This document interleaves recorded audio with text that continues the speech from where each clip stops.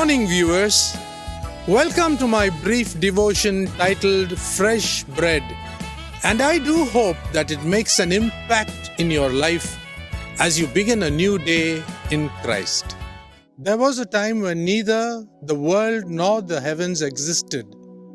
Before God, in the beginning, decided to create the heavens and the earth.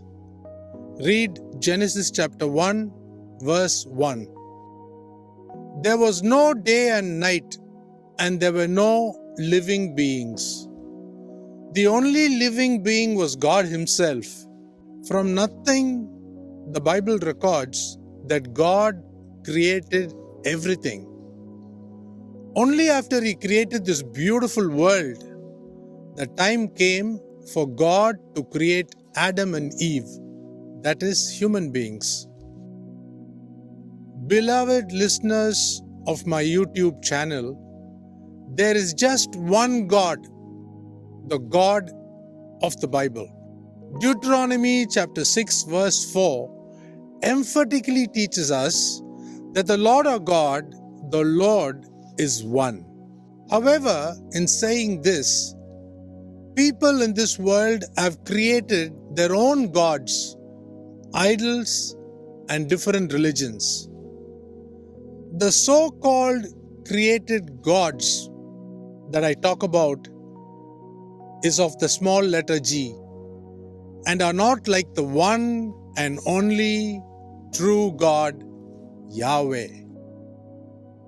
God is a wonderful Father to mankind.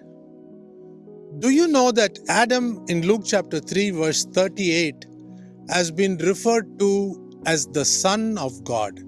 God does to us what a good father is expected to do. Psalm 139 verses 13 to 16 convinces me that He is our origin, if not physically, but He planned that I should be born the way I am and not as someone else.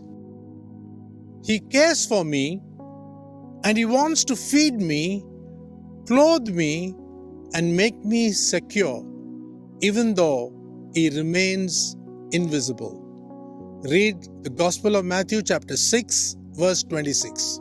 We are very important to God, and He considers us more valuable than the other created and living beings, and has given us dignity and authority to rule over His creations.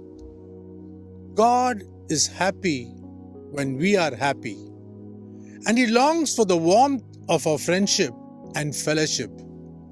Now let me explain the difference between friendship and fellowship. They are not the same. Friendship is to go together for dinner. Fellowship is sharing the same sandwich. Additionally, before the human mind can think of something, God knows what we are going to think. To allow such a great God to take total control over our lives, we must be eagerly willing to let Him take over the driver's seat. That is why the psalmist in Psalm 136 verse 1 says, "Oh, give thanks to the Lord, for He is good. His love endures forever." Let me close by quoting what Prophet Isaiah had spoken about the greatness of this God. I'm going to paraphrase it. Isaiah chapter 40 verses 10 to 15. Who has measured the waters in the hollow of His hand, or with the breadth of His hand marked off the heavens? What a question. Surely the nations are like a drop in a bucket. This means that if we have allowed God to take over our life, He'll be a very powerful Father and a faithful friend, always ready to help us. Read Psalm 46:1 and Luke 10:19. What a wonderful God we serve. Have a great day.